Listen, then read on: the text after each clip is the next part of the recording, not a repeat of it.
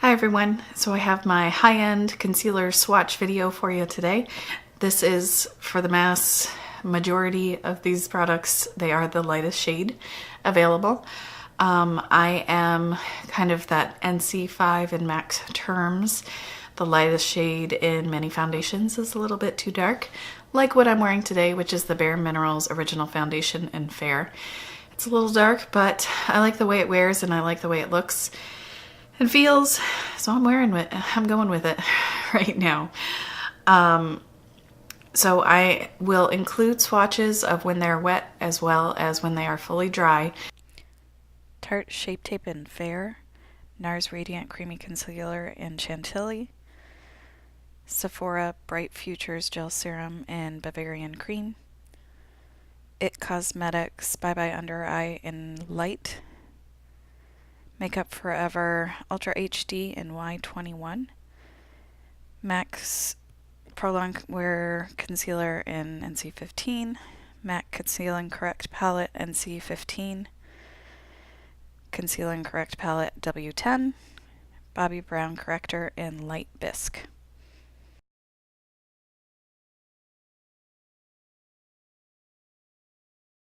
Some of them never really fully dry down and set. The majority of them do change some amount of color as they dry down. I don't have one of the more well-known, very fair concealer options, the Kat Von D Lock-It Concealer in L1, and I keep going back and forth as to whether I want to buy the white or I want to buy L1. I haven't decided. I figure I'll make a decision when the next sale comes up.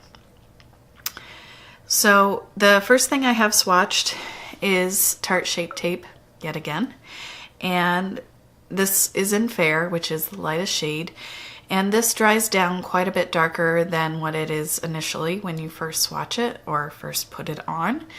And that's kind of the theme of most of these products. They might look a lot more fair when they first go on, but then they dry down and they get quite a bit darker.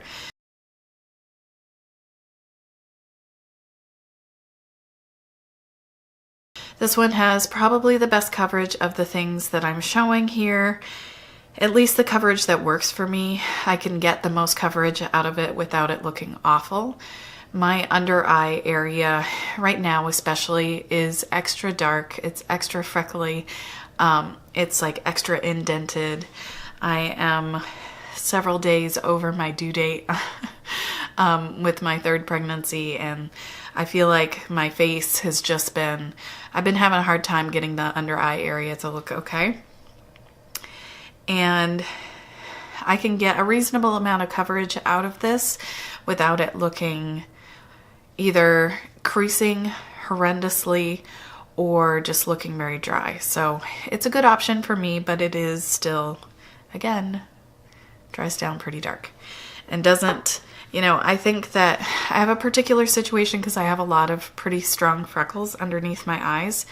And right now, if I wear more coverage on my face, it accentuates the fact that my freckles aren't covered.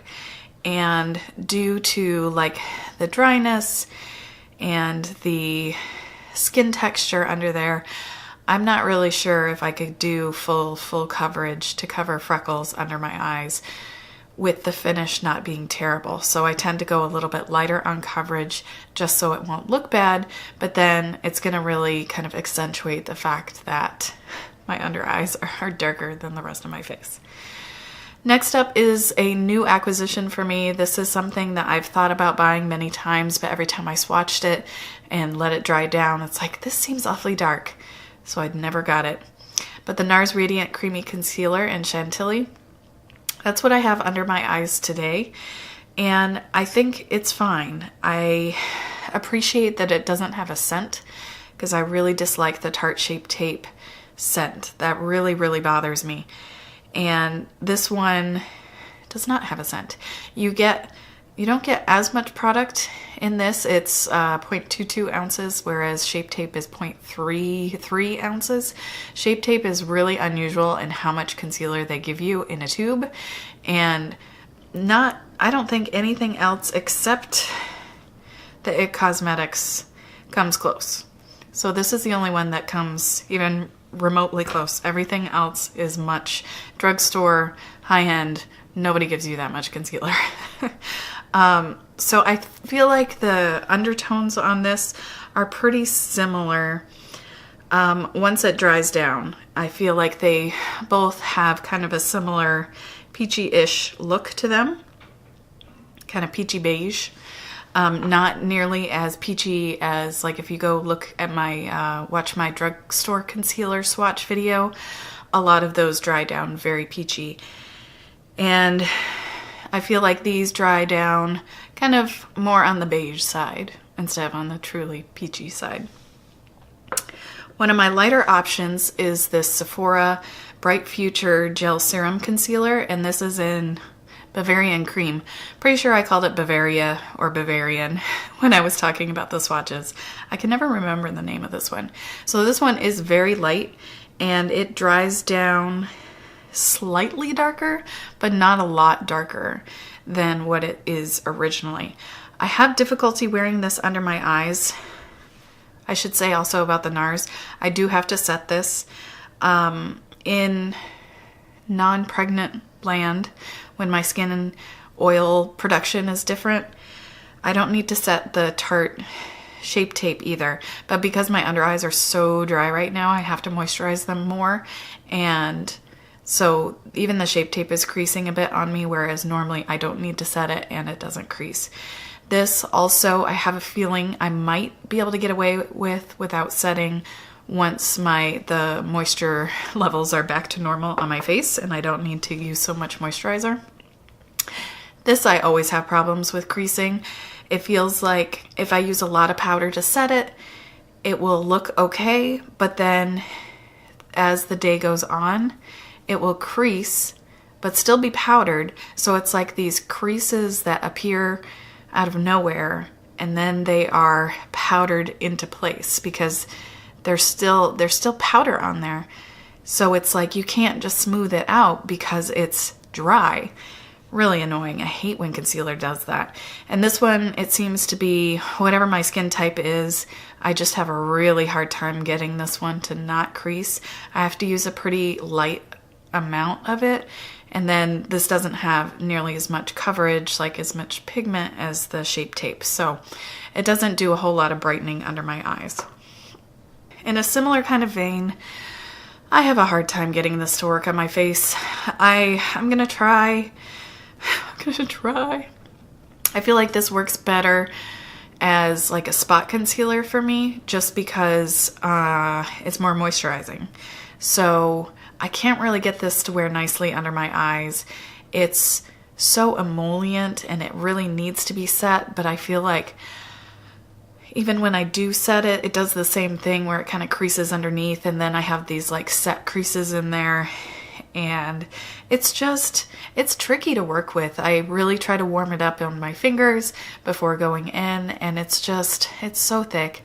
It's tricky to blend, but I do like using it like around my nose, which is an area that product tends to look really bad on. I have this chronic dermatitis on my face and that's an area that's often peeling, and this sits on that area better than most things and doesn't look as awful as most things as the day goes on. I don't usually bother with concealer under there, but if around my nose is looking really red, it's more of like a touch-up type thing I'll do. Like if my foundation has totally worn off or it's looking really crusty and it's peeling a lot, then I'll go in with this and I find that for the rest of the day it will look a little bit better.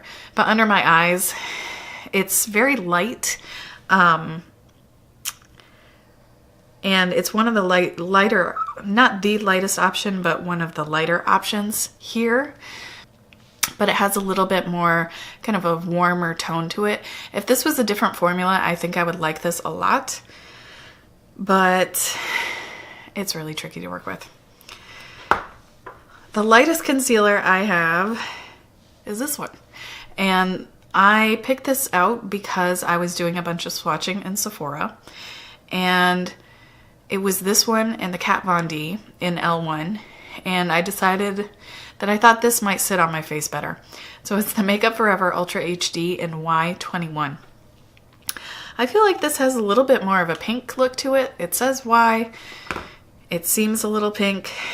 And the problem I have with that is when something's very light and a little bit more pink, less yellow, it tends to look kind of gray on me.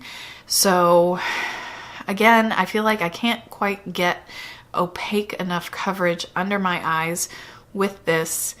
It just has a little bit of a gray cast. I don't know. I have difficulty with this one, but it is very light. If you have a different under eye scenario, I think a lot of the kind of gray look is when there is something very light sitting on top of my freckles. It can kind of cancel out the warm color of the freckles and just make them a little ashy looking. So I think that's part of it. So if you don't have freckles, I think it might be fairly brightening under the eyes. It's not quite as dry, I think, as the Kat Von D, based on how I swatched it. I haven't used the Kat Von D under my eyes, so I don't really know. My understanding is that that's not like a super dry concealer, but when I swatch them on my hands, and my hands are always kind of dry, this sat a lot better on the skin on my hands than the Kat Von D. So that's why I bought this one. And I like it, but I don't love it. Something that I really do enjoy the formula of is the MAC Pro Longwear Concealer. And you can see I've used quite a bit of it. Oh, this one actually. This one gives you almost as much as Shape Tape, and it's 0.3 ounces. The downside to this one is that the way you get it out of the bottle with the pump means I always get way more than I need. I don't use much concealer, so that pump always gives me too much. So this seems like it's going to be a lot darker, and it's NC15, and my understanding is that the concealers run about a shade lighter than their number. So if you're getting NC15, it's more like a foundation from MAC and NC10. So this is, once this dry, is very similar to the color of Tarte Shape Tape in Fair, which seems surprising because at first they look very different. And this Swatches wet, very similar to what it looks like when it's dry. So I really kind of appreciate that what you see is what you get kind of aspect. This wears under my eyes really well. It doesn't have a scent. The only reason I don't use this more often is because of that pump and the fact that I'm always wasting product, and that drives me bonkers. But I really like this concealer. If they change this to like a squeezy tube or something, it would be awesome. Perhaps a doe foot even. I like squeezy tubes because you can get everything out really easily. Doe foots are super convenient, but I feel like if you want another very hygienic option like a pump, a squeezy tube is the next place to go. Love that concealer. Highly recommend it. Next up, out of this Pro Conceal and Correct palette in light. So I didn't swatch the correctors, but then I swatched a Bobbi Brown corrector. What's up with that? So the two things that I swatched in this are NC15 and W10. So W10 is probably what I would say is kind of tied for second lightest, perhaps. It's a tiny bit darker than the Makeup Forever, and it's also kind of a similar like pinky tone to me. The NC15 I feel looks a little bit darker than the NC15 in the Pro Longwear formula, but since it's a little more of an emollient style formula where it's not going to dry down and set like the Pro Longwear, it's kind of hard to tell because it's still a little bit shiny, even though I've swatched this quite some time ago. I kind of go back and forth on that palette. I like the variety of colors you have in there. You have, the correctors are called Pale Yellow and Pale Pink, and I do use Pale Pink under my eyes sometimes. I feel like it's a it's a reasonable tone. It's like a brightening tone. It's just the formula doesn't really sit under my eyes very well. And especially right now, putting more than one product on, like I can't bring my foundation up under my eyes, to say the least. So just having 2 layers, a corrector and a concealer, is kind of sketchy right now. Sometimes it just does not sit well. It will look super patchy and weird. I don't know, my under eyes are in a really strange state right now. But I do feel like the pale pink is a reasonable under eye kind of brightening color on very fair skin tone, though pink for me is kind of like, sometimes it can look a little gray. Sometimes it seems kind of brightening and canceling out the discoloration. I have more darkness from shadows and from the freckles than I do like traditional blue or pink discoloration. So I kind of go back and forth on it.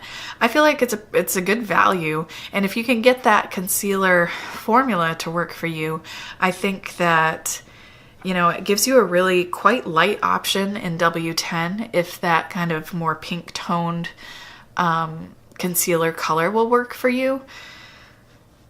So I think it's really nice. It just doesn't seem to be the best fit for my skin right now, though it's something that, like, when I'm not pregnant, I'm going to test it more again to see if I can get it, depending on what powders I use, how I prep my under eyes, if I can get it to sit better. Another advantage to this palette is that it has that light yellow corrector shade in it.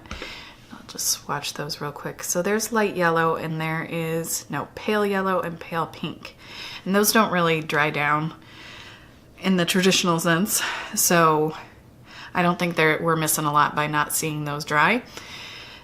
The nice thing is you could use that pale yellow to lighten up something like NC15 if you feel like that undertone works well for you, but it's a little bit dark.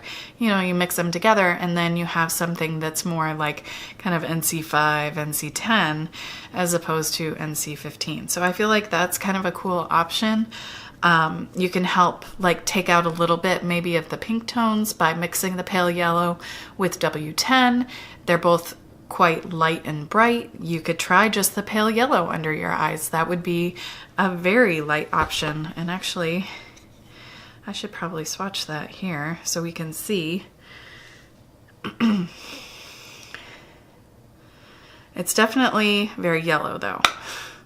So it might also be something that you would like on redness as a more of a corrector. So I have a fair amount of redness like on my cheeks, and my cheeks are dry, so I can tap a little bit of that pale yellow in there, and then my foundation doesn't have to do as much covering. And the last thing that I showed in my original swatches, the Bobbi Brown corrector in light bisque. So I have used a lot of this, though it's been a really long time since I used a lot. I realized eventually that this was drying. I didn't get it.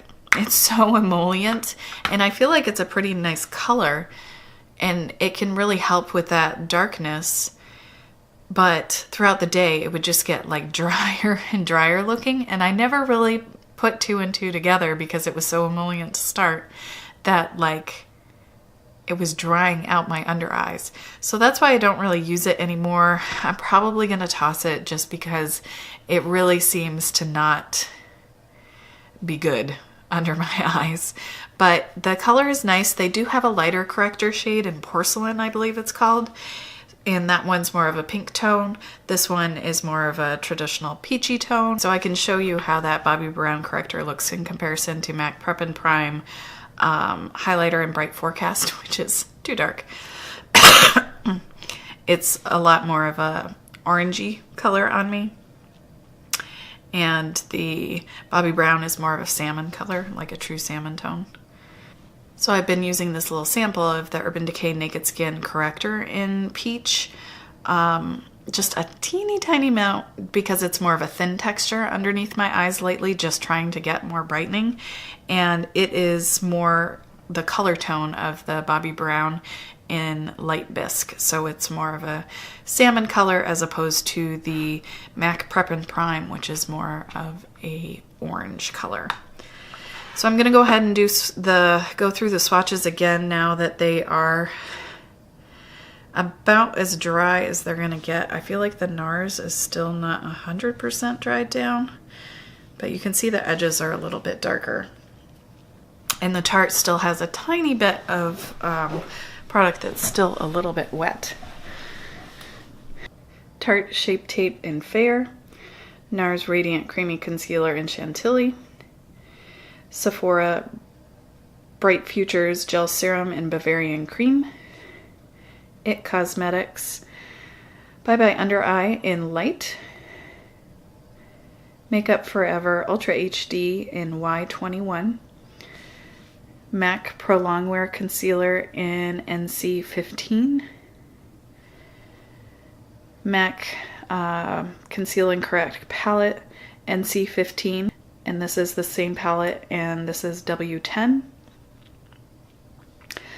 Bobbi Brown Corrector in Light Bisque, the MAC Conceal and Correct Palette Pale Yellow Corrector. This is the MAC Prep and Prime highlighter in Bright Forecast, and this is the Urban Decay Naked Skin Corrector in Peach. So you can see it's a little bit darker than the Bobbi Brown, but not a whole lot. And you can see how much this has darkened. So the NARS ends up being a little bit lighter once this has fully dried down. So the lightest shade, I think, is the Makeup Forever in Y21, and then also the W10 from MAC in that Conceal and Correct palette. The pale yellow is also very pale. IT Cosmetics Bye Undereye in Light is very light, and also for something that does actually fully dry down, the Sephora Gel Serum Bright Future in Bavarian Cream. Those would be the lightest ones, but I think the Makeup Forever is the lightest. And from what I recall, L1 is a very similar, from Kat Von D, L1 is very similar to the Makeup Forever. So I think that's it for everything that I was going to swatch with my high-end concealers. Got a little bit out of control because I decided to throw correctors in the mix, but I just wanted to share with you what I could. I hope this is helpful. Just same thing that I talked about in the drugstore swatch video. Once things dry down, they can be really different. So I will also include a link to my drugstore concealer video and my drugstore concealer blog post, which has a swatch image that you can look at, and that includes a swatch of Tarte Shape Tape when it is completely freshly applied and wet versus when it's dry, and it's a very significant difference in color. And hopefully you could see that too in this video. I just did it a little bit differently. So I hope that's helpful. Please let me know if you have any questions or comments.